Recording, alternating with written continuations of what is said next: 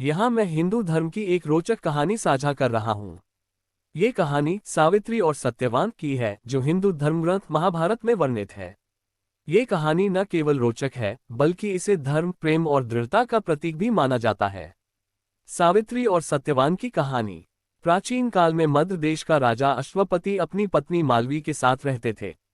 राजा और रानी काफी धार्मिक थे, लेकिन उनकी एक चिंता थी, उनके कोई संतान नहीं थी।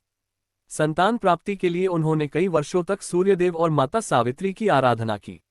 उनकी तपस्या और प्रार्थना से प्रसन्न होकर देवी सावित्री ने उन्हें दर्शन दिए और वरदान दिया कि उन्हें एक कन्या प्राप्त होगी। कुछ समय बाद रानी ने एक सुंदर कन्या को जन्म दिया, जिसका नाम सावित्री रखा गया। सावित्री बाल्यकाल से ही अद्वितीय, सुंदर, विदुषी और गुणवान थी। उसका सौंदर्य इतना आकर्षक था कि लोग उसे देखने से भी संकोच करते थे। सत्यवान से मुलाकात। जब सावित्री विवाह योग्य हुई, तो राजा अश्वपति ने उसे स्वयं वर खोजने की अनुमति दी। सावित्री ने कई स्थानों की यात्रा की और आखिरकार एक वन में एक तेजस्वी युवक को देखा। वह युवक सत्यवान था, जो राजा द्युमत्सेन का पुत्र था। द्युमत्सेन एक समय में शक्तिशाली राजा थे, लेकिन अब वे अपनी दृष्टि खो चुके थे और राज्य से वनवास में जीवन व्यतीत कर रहे थे।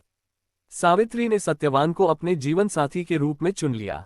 जब सावित्री ने अपने पिता को सत्यवान के बारे में बताया, तो नारद मुनि ने राजा अश्वपति को आगाह किया।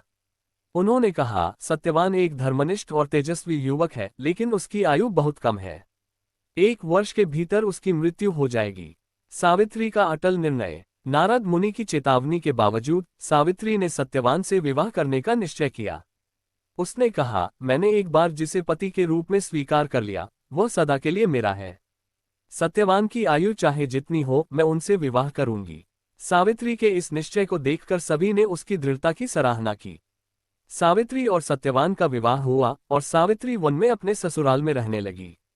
वह अपने सास ससुर की सेवा करती और सत्यवान के साथ सुखपूर्वक समय बिताती।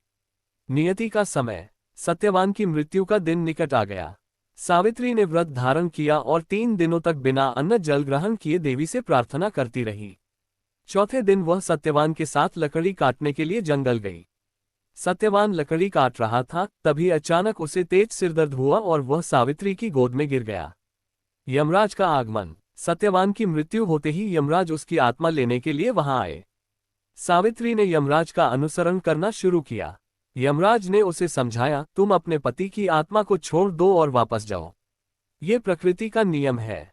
लेकिन सावित्री ने यमराज का पीछा करना नहीं छोड़ा। उसने यमराज से धर्म और सत्य के बारे में बातें की। उसकी बातों से यमराज प्रभावित हुए और बोले, तुम्हारी बुद्धिमानी से मैं प्रसन्न हूं।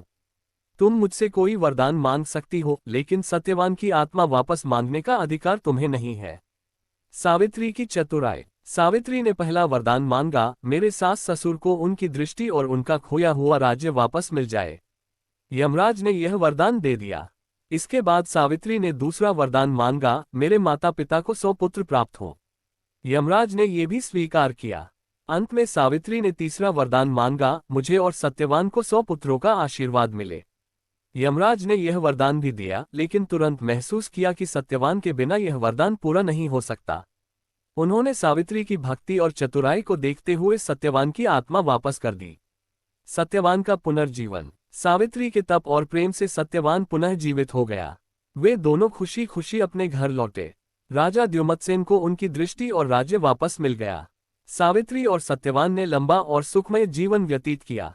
इस कहानी का संदेश। सावित्री और सत्यवान की कहानी हमें ये सिखाती है कि सच्चा प्रेम और दृढ़ संकल्प किसी भी बाधा को पार कर सकता है। सावित्री ने अपने पति के प्रति जो निष्ठा और धर्म का पालन किया, वह आज भी एक आदर्श माना जाता है। इस कहानी को पढ़ने से ये भी पता चलता है कि नारी शक्ति कितनी महान है।